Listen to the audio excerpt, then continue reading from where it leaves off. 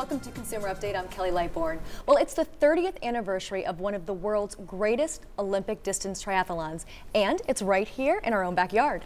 The St. Anthony's Triathlon is coming up April 26th through the 28th in St. Petersburg.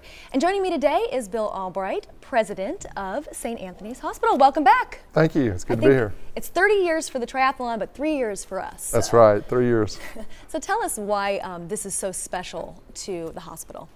The St. Anthony's Triathlon has been, as you mentioned, 30 years in the making. Started with 600 athletes at Fort DeSoto 30 years ago, and we're leading up to about 3,500 athletes to participate this year.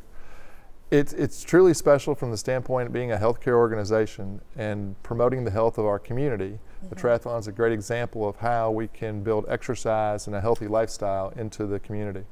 Right, and St. Anthony's Hospital, I mean, like you said, it's so important to continue to give back to the community. How does this particular event impact our community?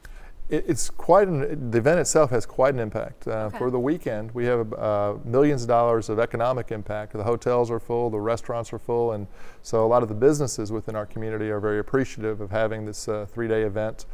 Starting with the expo, leading to Meek and Mighty, which is a kids race on Saturday, and then the big race on Sunday. So that's very special to us.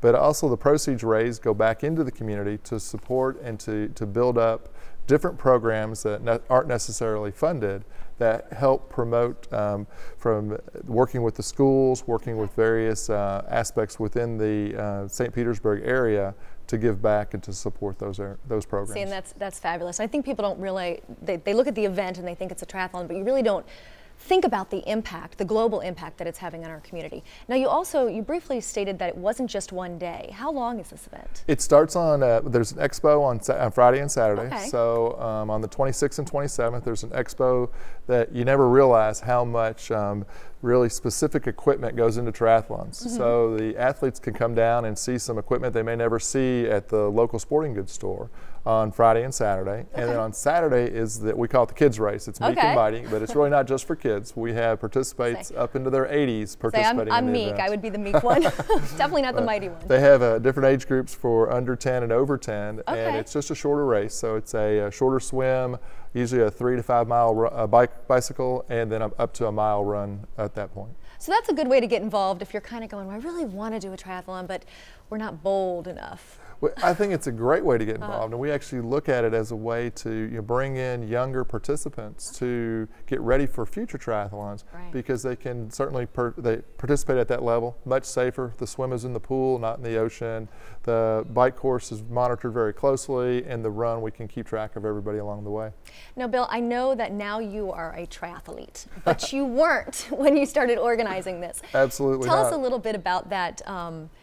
That beginning journey that you took to do this. Now you do it year after year, so now you're an old pro. But my first day on the job was actually at the St. Anthony's Triathlon, and although I've worked for Baycare Health Systems since it began, and Baycare and St. Anthony's are so important for our community, when I came to that first day, it was like, oh my gosh, what do we have here? It was like the Super Bowl of triathlons is what we've been told, and it's world ranked, nationally ranked in the top 5, and so it's an incredible event. Well, a couple years later, some of my team members asked me why I didn't do the event. And I kind of looked at them and said, y'all are crazy. I'm not going to do that.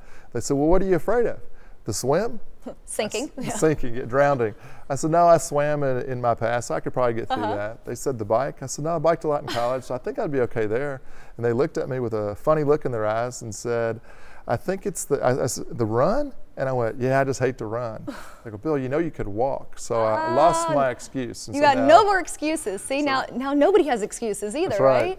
So now I participated. This is my 4th one, and I'm looking forward to this one. Been training all the way up to this point. Training's pretty heavy right now, and then we'll taper off towards the week of the event.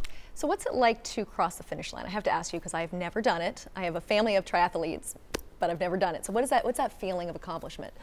And being the president of St. Anthony's, they kind of make it a little special for me because they actually pulled the banner out and everything, so I get to cross that way. But I remember the first year, a good friend of mine did it with me, and we crossed the finish line and we looked at each other and said, that was the hardest thing I've ever done physically in my life. And it really was, but it was a feeling of exhilaration, Somebody asked me, would you do it again next year? I said, it's probably not the best time to ask me, but yeah, I think I would, because it was that type of the work that goes into it, leading up, the training, you're by yourself, you're training with other people, but that commitment to get to that particular point, and then to actually cross the finish line and realize it's finished for this year. Now that doesn't mean that you stop training, and doesn't mean you stop exercising, but that sense of relief in some regards, but exhilaration as well. Well, speaking of the training that goes into it, I also know getting ready for this event is a big deal too for you, because you're not just training, you're actually organizing it. Absolutely. So how many volunteers does it take to put something like this together? It takes over 1,000 volunteers. Wow. And it's really incredible the commitment we have from the community of St. Petersburg. Manning the water stations along the way, the fans that line the route through Snow Isle, even as you're in the bike, which goes all the way down to Pinellas Point, there's people along the way, same people. There's one gentleman, he's out there on his stationary bike, riding his bike with us. And so you see him, he's been there all 3 years that I've done it. So it's pretty amazing, that commitment. But if we didn't have the volunteers and didn't have the support from the community, whether it's from the police department, from the city, from the residents, because we close roads down. That's always a challenge. Right. How am I going to get out of my neighborhood if the road's closed for the race? Now, fortunately, we're usually in and out of there before noon, so it works out pretty good.